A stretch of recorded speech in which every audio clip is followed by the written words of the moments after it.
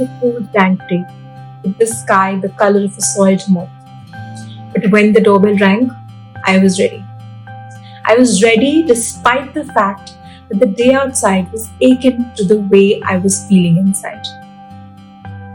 Mind over matter, I told myself as I took each step towards the door.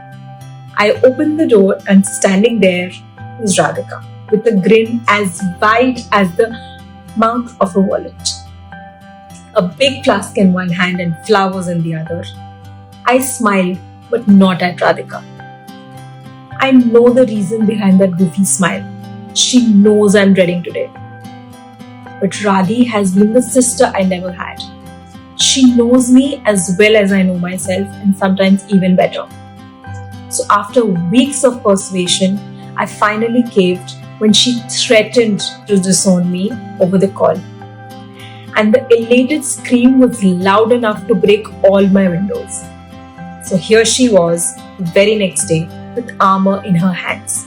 Both of my favorite things, hot chocolate and flowers. And immediately I was melted. I helped her bring in all the supplies from her car into the house. We had divided the hot chocolate between the two of us, and with cups in our hand, we stood staring at all the items she had thought were going to help us for our digital detox weekend. Trashy magazines, cookbooks, puzzles, paint supplies, scrapbooks, craft supplies, and the Instax camera.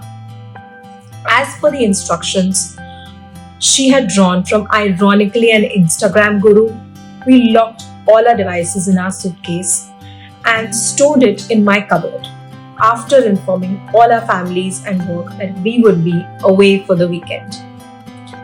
Laptops, phones, remotes, tablets, headphones, AirPods, chargers, everything. I came out of the room after the deed had been done and saw Radhi sprawled over my carpet, lazing around the magazine. I sat next to her and asked her, "Now what?" And she says, "Now we enjoy."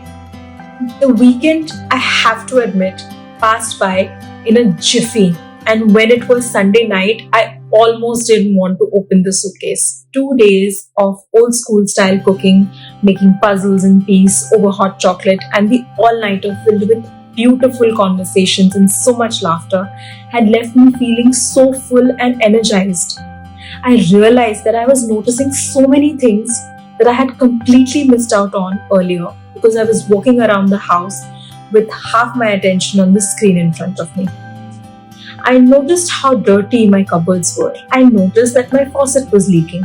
I noticed that the chirping I used to hear all the time was coming from a nest right outside my kitchen. I actually felt lighter and detoxed without the constant distraction and the compulsion to pick up my phone and mindlessly scroll looking for instant gratification. This experience was truly a testament to the fact that our perception of the outside world is completely dependent on how we are feeling inside. The weather had not changed over the weekend. Instead, it had rained and poured cats and dogs throughout the 2 days. But it no longer felt cold or dank. It was warm and fuzzy. I also realized, thanks to Radhi, that the things we dread most are the ones we need to do most urgently.